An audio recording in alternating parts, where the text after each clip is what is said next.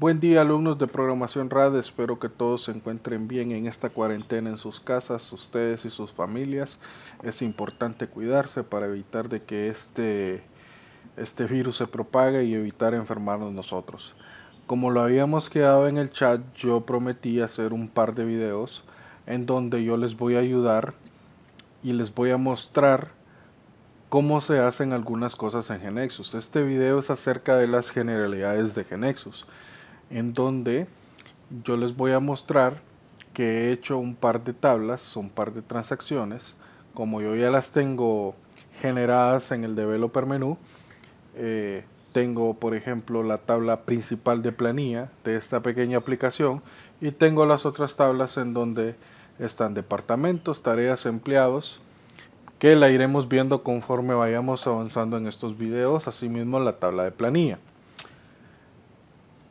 Bien, siempre cuando uno está programando en GeneXus, yo sé que ustedes ya tienen experiencia en GeneXus 9 y en algunas clases anteriores han visto GeneXus 16, pero siempre es bueno saber cuándo uno debe crear una base de datos, impactar una base de datos o incluso reconstruir todo.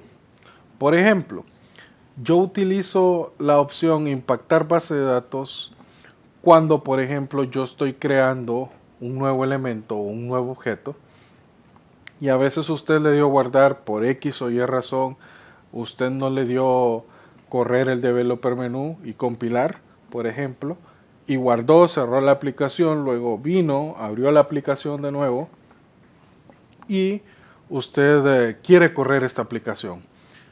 Sucede de que cuando uno no corre el developer menú, los cambios no se guardan. O a veces, por falta de conexión entre la aplicación de GeneXus y nuestro gestor de base de datos, en este caso SQL, no genera algún error o se desconecta al momento de dar el developer menú, usted puede impactar una base de datos. Quiere decir que todos los campos, perdón, o atributos que usted tenga en cada uno de los objetos, por ejemplo, yo tengo este de aquí, planilla, aunque usted lo tenga reflejado en la estructura de la tabla, acá puede ser que en la base de datos no esté creada la misma estructura de la misma manera y es por eso que a veces se generan errores. Entonces, siempre es bueno impactar la base de datos cuando nosotros calculamos o tanteamos de que se creó un campo o un atributo acá, pero este mismo no se creó en la base de datos. Ok, teniendo en cuenta eso, en ese momento es que usted va a impactar o va a crear una base de datos. Crear la base de datos, esta opción yo la utilizo ya como última opción. Lo que hace es crear desde cero toda la base de datos. Me imagino que algunos de ustedes ya saben que esta opción o estas opciones, pero siempre es bueno saberlo.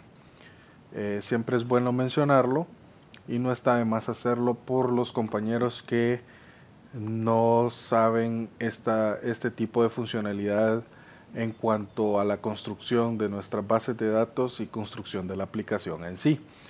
Ok, estas dos opciones, crear base de datos e impactar la base de datos, son relacionadas directamente con los cambios en la base de datos. Es importante mencionar que cuando le damos crear tablas de base de datos o create database tables, como se menciona acá, es importante mencionar de que si nosotros tenemos datos ya generados en la aplicación, datos de prueba con los que estamos probando la funcionalidad de nuestro sistema, estos datos se van a borrar, pues esta opción lo que hace es crear desde cero todas las bases de datos, mientras que la opción impactar tablas de la base de datos simplemente crea las tablas que son nuevas o que han sido modificadas.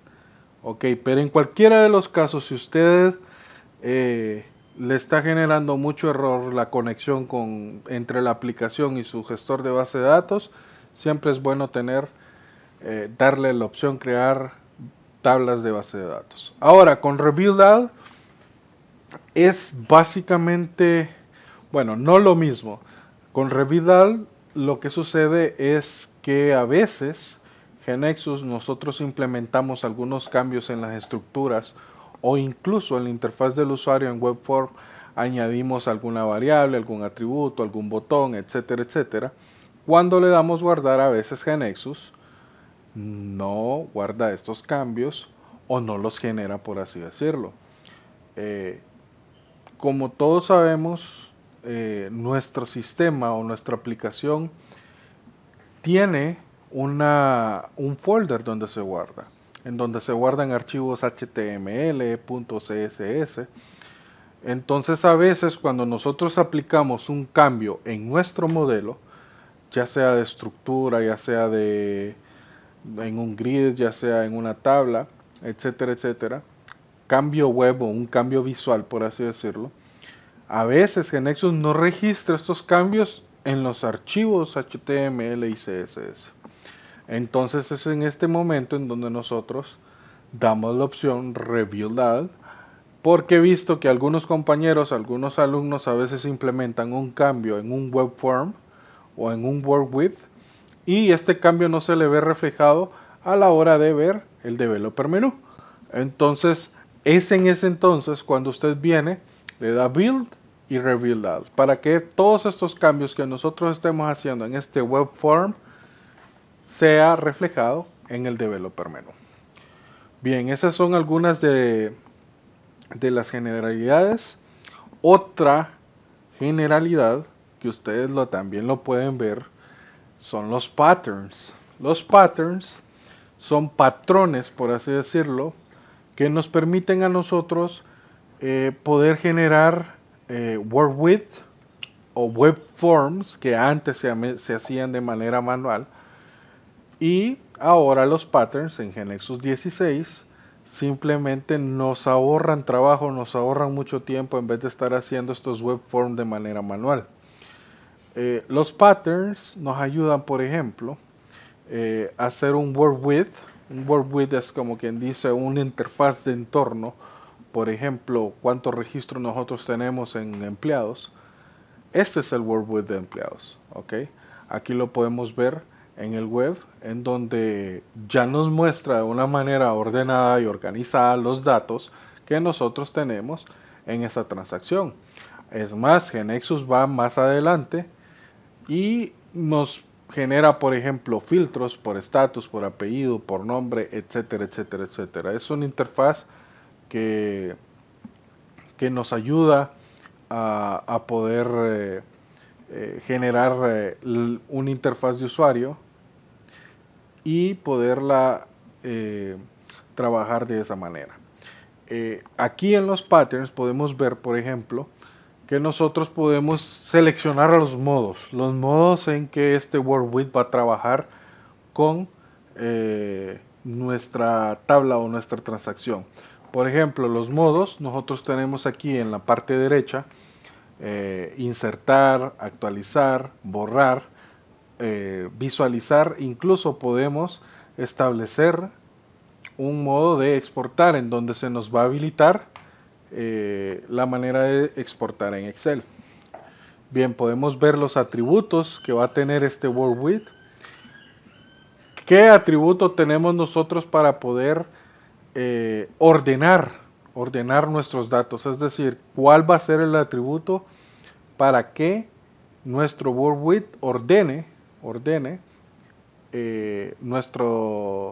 nuestra manera de ver los campos? Por ejemplo, aquí en planilla, yo tengo planilla descripción y si nos vamos al word width de planilla, me lo va a ordenar conforme a la descripción. Yo puedo, por ejemplo, aquí insertar otro atributo, insertar otro que ya exista o crear uno nuevo.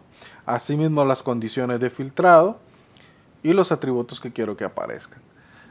Tal vez estas generalidades ustedes ya las hayan visto en GNexus, en los videos de GNexus Training, pero yo trato de hacer, como quien dice, agarrar todo eso que está en varios videos de GNexus Training y ponerlo en uno solo. Otra de las opciones, por así decirlo, o de las cosas que he visto que GeneXus tiene son los famosos llamados Selection List. ¿Qué es un Selection List? Ok, para ponernos en contexto todos, un Selection List se da cuando nosotros estamos trabajando una transacción y a veces utilizamos datos de otra tabla. Por ejemplo, yo tengo los datos de la tabla empleados. Yo tengo los datos de la tabla empleados. También tengo una tabla que se llama departamentos. El selection list es esto cuando yo estoy jalando datos de otra tabla que se llaman departamentos, en donde yo ya tengo tres registros, en donde el ID del departamento 1 es corte y trazado, el ID del departamento 2 es costura y armado y el departamento 3 es embalaje.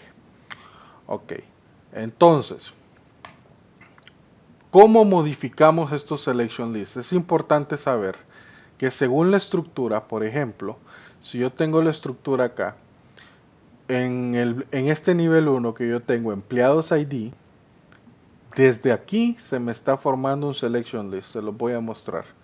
Por ejemplo, nos vamos a la transacción de planilla, voy a agregar, y aquí tengo un selection list de empleados. Siempre es importante saber que por cada llave foránea que nosotros tengamos en la tabla principal se va a generar un selection list. Ahora, ¿dónde veo yo los selection list? Son estos que genera GeneXus, que ustedes pueden ver aquí en la parte izquierda. Son estos que genera GeneXus. Lastimosamente no los genera por el nombre de la tabla, sino que GeneXus agarra un código ya preestablecido y los muestra acá. Entonces vamos a abrir este selection list que GeneXus generó y como podemos ver este selection list que GeneXus genera. Hay algo importante de mencionar. Si nosotros modificamos este selection list, GeneXus va a dejar de generarlo automáticamente. El selection list se genera en base a los atributos que nosotros tengamos en las tablas. Por ejemplo, en empleados, si yo sigo ingresando atributos en la tabla empleados, no se va a ver reflejado aquí una vez que yo haya modificado estos datos. En este selection list nosotros podemos ver que hay un grid y hay un grid con campos. Por ejemplo, yo les voy a dar un ejemplo acá. En este selection list, originalmente GeneXus simplemente me mostraba el ID y solamente el nombre del empleado. Yo tuve que modificar manualmente para agregar el apellido y los departamentos. ¿Por qué? Bueno, obviamente ninguna empresa le va a manejar en planilla solamente por el nombre, ¿verdad? A la hora de buscar a un empleado, porque vaya, en este caso somos pocos los que estamos aquí en ejemplo, y por ejemplo, en una empresa pueden haber Marías, 3, 4, 5 Marías, o Carlos, etcétera, etcétera. Entonces es importante agregar el apellido. En departamentos yo necesitaba ver acá porque basado en el departamento del empleado yo le voy a asignar una tarea que corresponde a ese departamento. Bien, si bien es cierto, esto lo vamos a ver después a profundidad en un próximo video, solo quiero terminar de explicar lo del selection list. Entonces, ¿qué sucede? Yo me voy a al grid y yo le pongo insertar atributo o variable. Busco la tabla empleado y aquí yo selecciono el atributo que yo quiero que se vea reflejado en el selection list. Por default, GeneXus no me va a asignar una clase. ¿Qué es una clase? Bueno, ustedes que ya llevan PHP y todo lo demás ya saben lo que es una clase. Como GeneXus a partir de la versión 15 implementó lo que es el responsive, ya todo funciona bajo una clase y la manera de trabajar los objetos, por así decirlo, junto con el web y todo debe de pertenecer a una clase. Por ejemplo, si nosotros nos vemos acá, si yo insertase el ID del departamento, que ustedes pueden verlo acá, yo lo tengo como visible.false. Aquí en donde dice column class, no tiene absolutamente nada. Si ustedes insertaran un nuevo atributo, les va a aparecer en nada. Entonces, para que se pueda ver de una manera ordenada el selection list, ustedes deben de ponerlo en la clase wordWidthColumn. ¿Ok? Entonces, si yo quisiera ver este ID del departamento en el selection list, yo lo pongo con wordWidthColumn, guardo y genero. Esto es todo para este primer video. Luego vamos a hacer un segundo video para poder seguir explicando eh, cómo funcionan otras cosas que les será de mucha utilidad para su proyecto.